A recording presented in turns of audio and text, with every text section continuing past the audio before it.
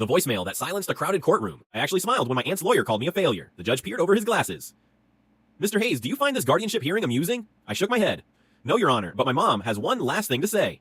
And then I hit play. Mom died of heart failure on a rainy Tuesday. We were in the middle of playing Monopoly. She owed me $400 in fake money. Our inside joke was that she'd fake a heart attack just to avoid paying rent on Boardwalk. But then she actually collapsed. Sammy was only 6. For a whole month, I slept on the hardwood floor next to his bed. Whenever he woke up crying, I tapped twice on his forehead, just like she used to do. Then Aunt Caroline swooped in. She hadn't visited us in 5 years. Suddenly she was everywhere, buying Sammy expensive toys, taking photos for her fancy friends. I thought she was grieving, but she was building a case. Her lawyer painted me as a broke 24-year-old mechanic. He read my bank statements out loud, like they were a crime. Aunt Caroline sat there, dabbing her perfectly dry eyes, claiming I couldn't provide the life Sammy deserved.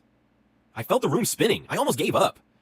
Then, I remembered the voicemail. Play the audio, I told my lawyer. Mom's raspy, tired voice echoed through the silent courtroom. Tyler, if you're listening to this, it means my heart finally gave out, and it means Caroline is probably trying to take Sammy. Aunt Caroline froze. Your Honor, Mom's voice continued. My sister offered me $50,000 to give Sammy up for adoption right after he was born. She doesn't want a nephew. She wants a trophy.